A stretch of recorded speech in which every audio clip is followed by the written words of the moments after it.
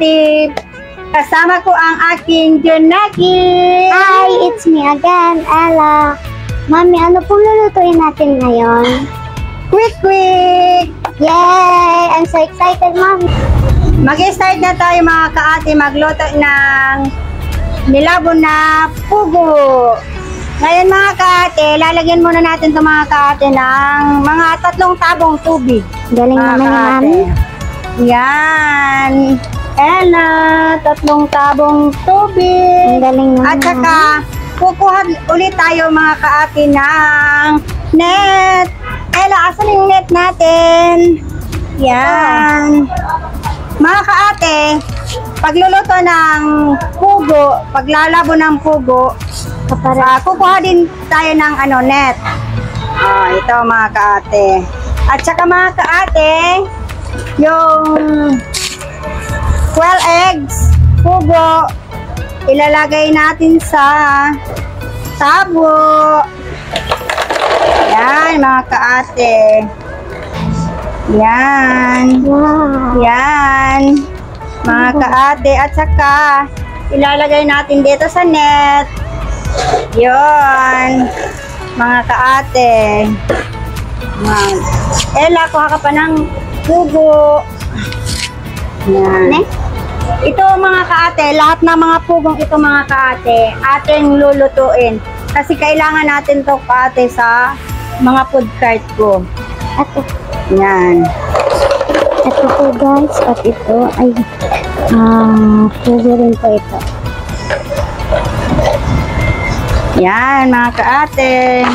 Ganyan lang mga kaate. Parang.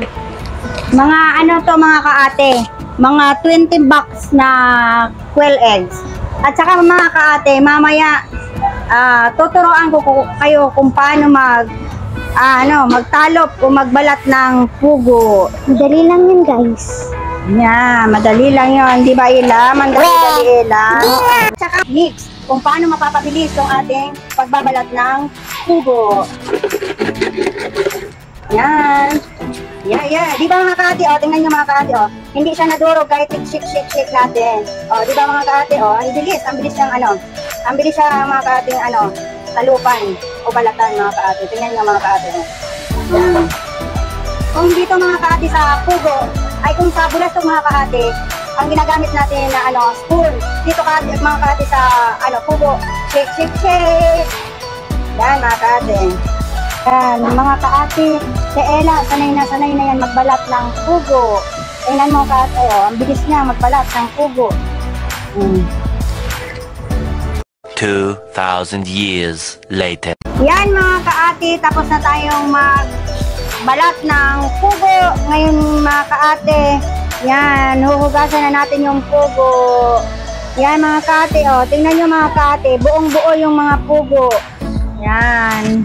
Dahil doon sa techniques natin, shake.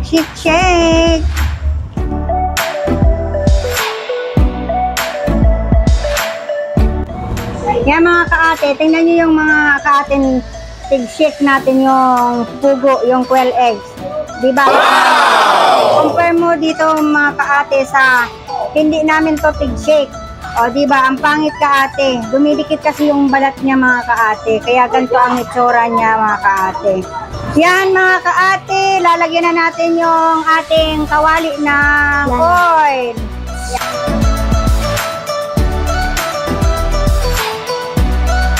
Yan mga kaate, si Ella ang magmimix ng ating butter.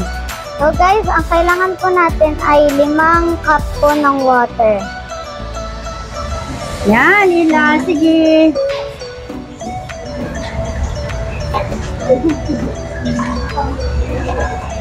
Ginagawa mo. Mga kaate, pwede rin mga kaate, tutusukin nyo na mga kaate. Mga 4 siya mga kaate. 4 siya mga kaate, ganito mga kaate. Ganyan.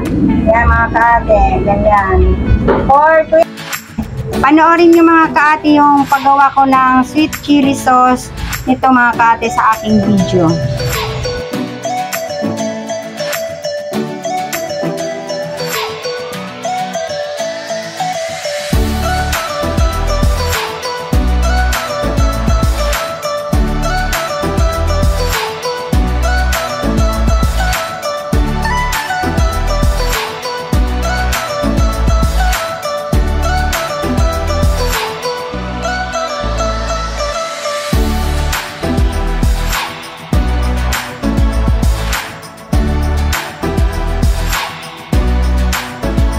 namin nang titikman yung ginawa naming quick.